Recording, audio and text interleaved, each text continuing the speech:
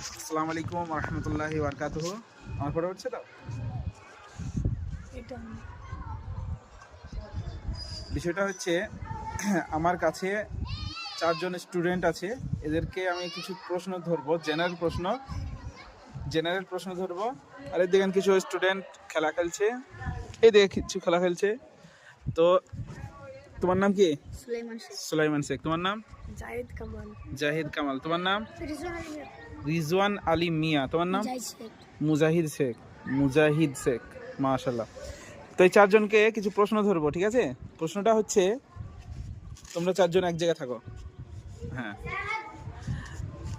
যখন আমাদেরকে কবরে শয়ন করানো হবে তখন কিছু প্রশ্ন জিজ্ঞাসা করা হবে। তোমরা দাঁড়াও, দেখি তোমাদেরকে প্রশ্ন কিছু আমি জিজ্ঞেস করবো, ঠিক আছে? এখানে দাঁড়াও, এখানে দাঁড়াও, লজ্জা করো না। সে কবরে প্রশ্নে কিছু প্রশ্ন থাকবে, তার মধ্যে একটা প্রশ্ন থাকবে, তোমার রব কে? তোমার রব কে? আল্লাহ। আল্লাহ। তোমার দিন কি? ইসলাম। আর তোমার নবী? মাশাআল্লাহ মাশাআল্লাহ।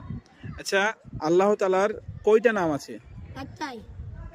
আচ্ছা তুমি বলো। 99টা নাম আছে, তুমি একটা বললা? তুমি শুনে বলছো? শুনে বললে কি করে হবে? শুনে বললে তো হবে না।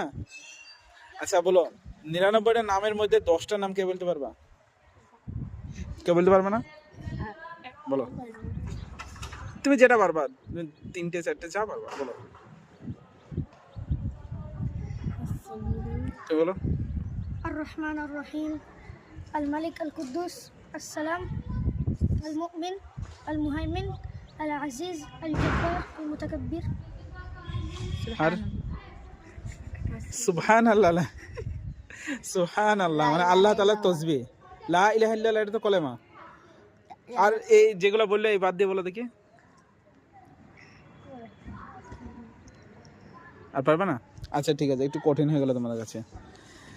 আচ্ছা বলো তো, তোমরা তো কোরআন হিফজ করছো, তাই না?